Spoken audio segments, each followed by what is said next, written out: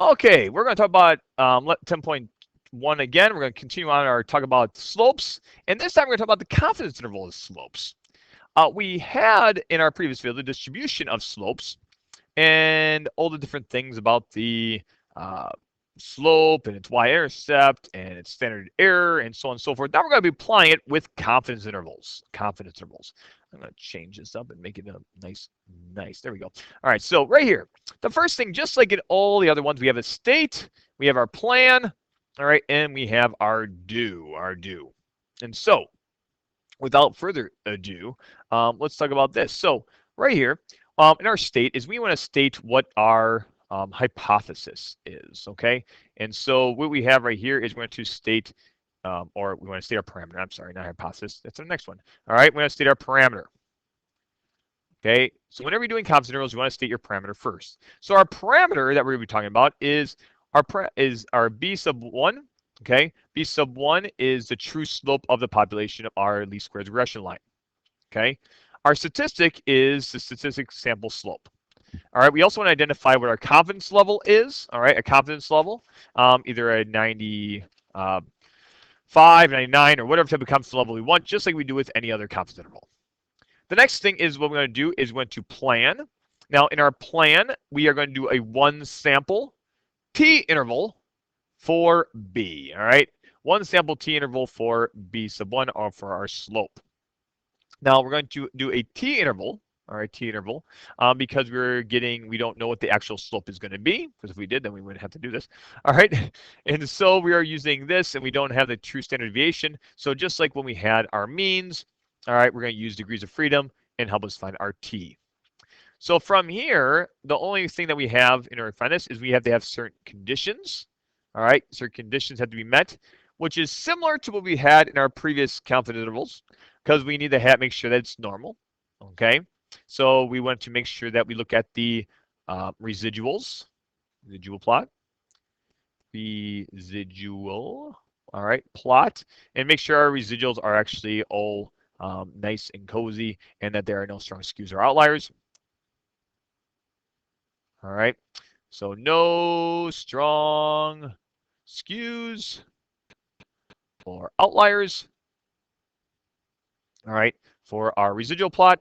What we have right here, we're going to have, or I would say, I'm not residual plot, but I'd probably say the residual distribution. Let's say that, residual distribution. There we go, distribution. We have independent. All right, so make sure that's independent. So if we have replacement, so of our sample, make sure that it has a 10% condition. That is in effect. Make sure that it is linear. Okay, so this is where we look at our residual plot. All right. Make sure there's no patterns in that. Okay, so make sure it's linear. Make sure we have equal standard deviation. Okay, standard deviation, so that the variance within our residuals is even, or roughly even. All right, residual variance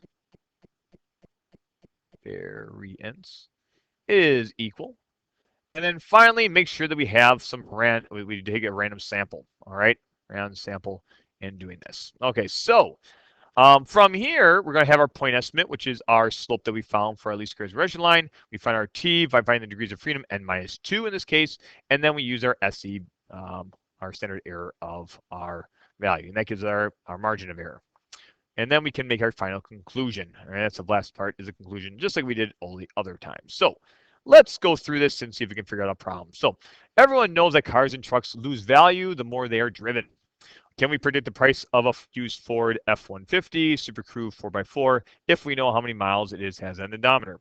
A random sample of 16 used F-150s and Super Crew 4x4s was selected. Among those listed for sale on autotrader.com. Number of miles driven and the price in dollars were recorded for each of the trucks. Here is some computer output from the least squares regression analysis of these data.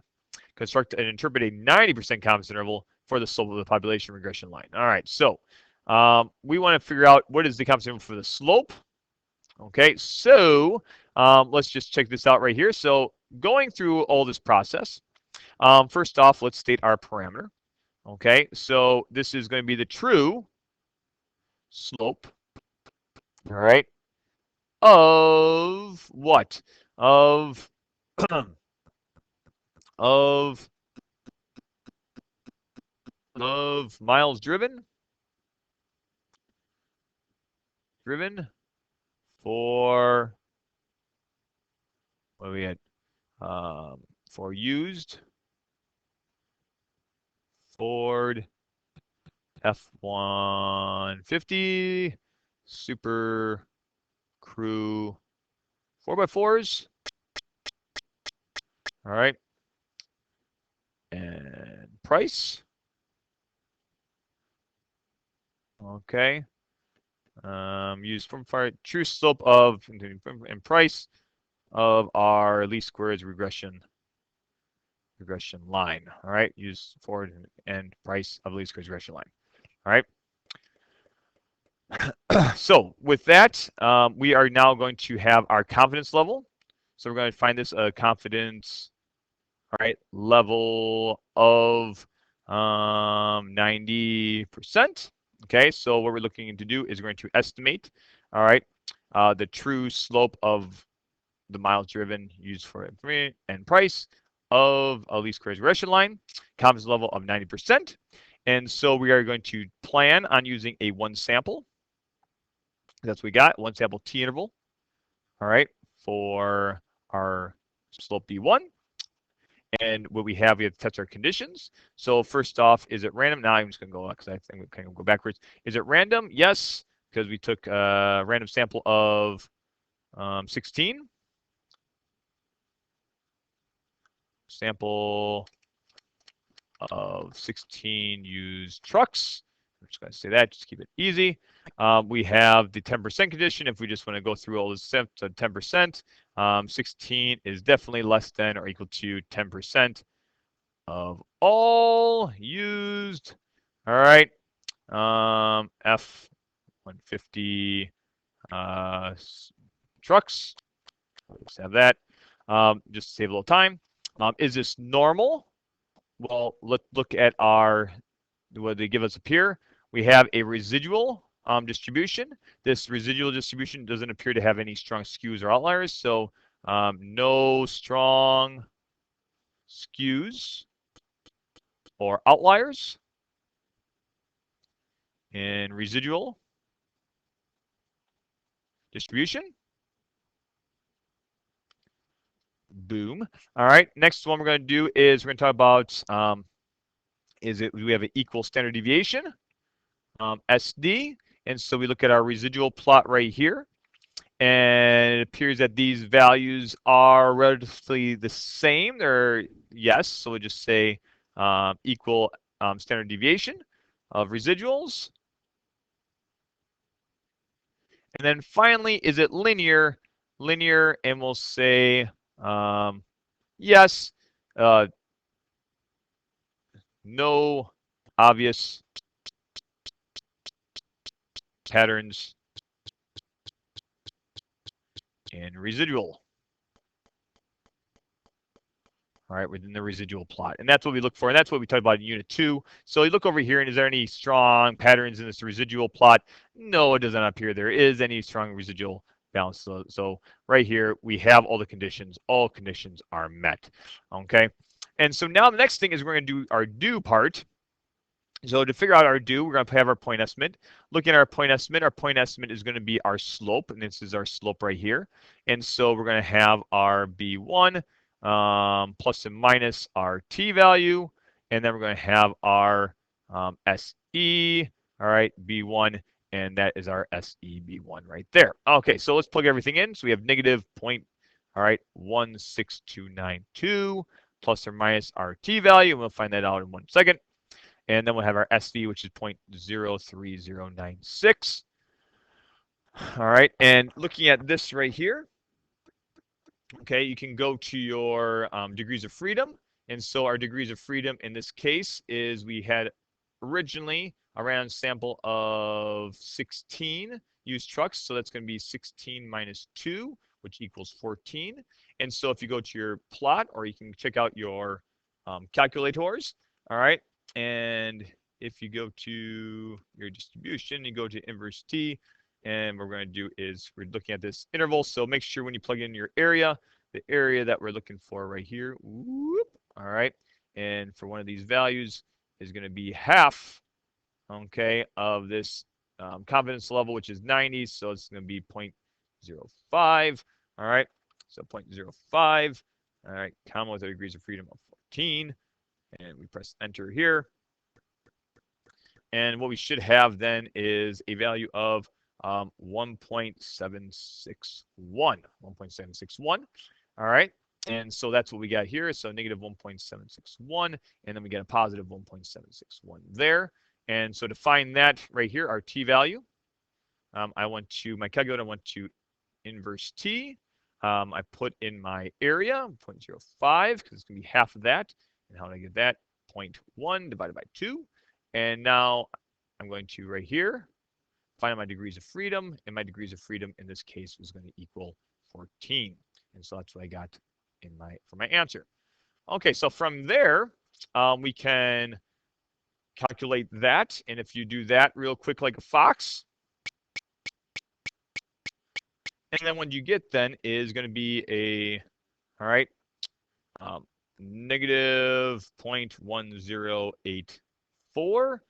And if you have another one right there and do the negative portion, okay, and you have this, and you got a negative 0.2, all right, 174, okay, and that's what we have. All right, so that is our confidence interval for our slope. So our slope is going to be, so what do we have?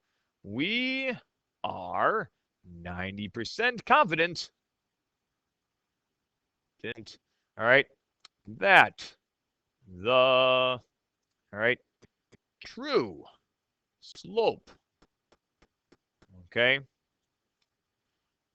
of miles driven and price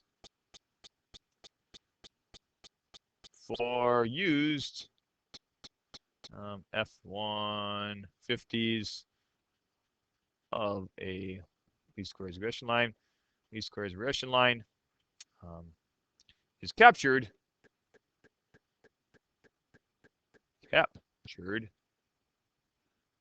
on the interval. And let's put that interval in there. Negative 0.2174 and negative 0.1084. All right. Boom. And that is what we got. So our state, we want to state our parameter and our confidence level, just like we have in the past. We want to plan by using a one sample t interval for our B1. Make sure that it's random. Or if you want to go linear, make sure it's linear, independent, normal, equidistant, and random. Hopefully they'll give you some information or graphs up here, and they did for us. So random, 10%, normal, equidistant, and linear. Make sure we have the do. All right, take our point estimate that they give us in our table, along with plus or minus, find our t value using what we normally do, inverse t, and then our standard error of our slope. From there, we find our slope, and then we write our conclusion. In this case, we're 90% confident that the true slope of the miles driven and price for the used F-150s of the SLRS is captured in the interval given that we found. All right, well, hopefully that helps you out. And yeah, good luck and God bless in the rest of your problems.